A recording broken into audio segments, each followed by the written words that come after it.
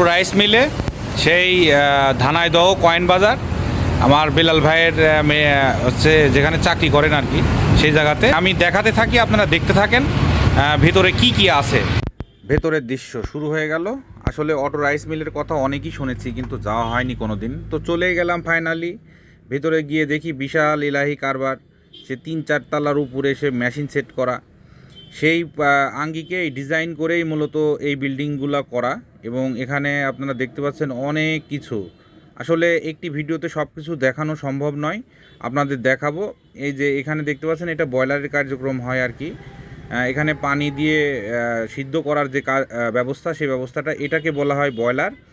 এই বয়লারের ভিতর থেকেই মূলত আপনার ধানগুলো সিদ্ধ করে বিভিন্ন প্রক্রিয়ার মাধ্যমে এক জায়গা থেকে আরেক জায়গায় স্থানান্তর হচ্ছে। এটা মানুষবিহীন কাজ চালিয়ে যাচ্ছে। এবং এখানে কারেন্টের যে লাইনের কথা, শিল্পর যে লাইনের কথা জিজ্ঞাসা করলাম, তারা বলল যে আমাদের সাধারণ যে লাইনগুলো সেই লাইনই শিল্প আকারে এখানে ব্যবহার করা হয়। আমি ওখানে থাকতে থাকতে একসময় কারেন্ট চলে গেল, সে জেনারেটরের ব্যবস্থা ছিল, জেনারেটর দিয়ে চালু করে দিল। তখন বলে এখন তো জেনারেটর চালু হলো। হ্যাঁ, এখানে কারেন্টের করে। আর এটা দেখতে পাচ্ছেন, এটা যে ফাউলার মেশিন, এটার কাজই হলো এখান থেকে যে খোয়া টোয়া থাকে আর কি, ডাস্টগুলা পরিষ্কার করে ধানগুলা প্রক্রিয়াজাত করে আস্তে আস্তে ওদিকে নিয়ে যায়। পরবর্তীতে আরও ভিডিও দেখাবো আপনাদের।